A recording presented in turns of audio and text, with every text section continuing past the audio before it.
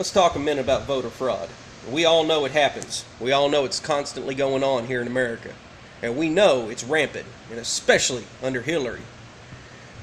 Now I'm going to make a suggestion, and I bet you anything it won't be followed. Because, of course, it's too fucking simple, and let's face it, it would curb all voter fraud. Period. And here's my suggestion. You take this to the bank. Every voting machine has a master key.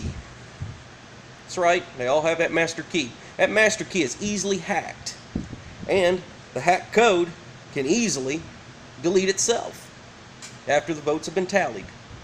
So how do we fix this? You say, oh, there's nothing we can do. Oh, yes there is too. Now, let me explain how this works, okay? It's very simple. In fact, it's child's play. A 12-year-old could have come up with this. Number one, IDs need to be met at the door. That's going to cut voter fraud in half. Half, okay? Half. Because it's a federal crime to vote in one place and then vote in another. So we're going to cut that in half. Number two, and don't give me this bullshit, oh, it's not constitutional to vote ID, blah, blah, blah, it's racist. What are you talking about? Black people don't have IDs? What? Somalians don't have IDs? What the hell are they doing in America? Huh?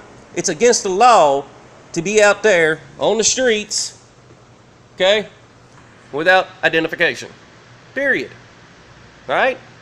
So you need an ID when you vote. That's simple. Number two, you keep your eye on that MasterCard. A mock vote should be done before and after each and every election. Mock vote with every machine. If one machine messes up during that mock vote, we need to recalibrate, don't we? We sure in the fuck do. Number two, master key should never leave the eyes of 2 Republican officers and 2 Democrat officers. Now, I'm not talking elected officers. I'm talking police officers. All right, and there needs to be a federal investigator there the whole time voters going on. All right, or at least an elected official of the federal investigation, if you're Federal Bureau of Investigation. All right, that's going to cut it down in half too. Because here's why: if that voter machine, that master key, never leaves the sight of those 2 Republicans and those 2 Democrats, you ain't going to have no hacking on that card, are you? Because you did a mock vote ahead of time, so you know that card's clean, don't you? Oh, but that would be too simple. And that would cut voter fraud down. And nobody wants to cut voter fraud down, especially when they're making all kinds of money from voter fraud. That's right, fill my pockets. I'll put the fake card in for you. No. No. The master key needs to have eyes on at all times. 2 Republicans, 2 Democrats. That's how you fix voter fraud.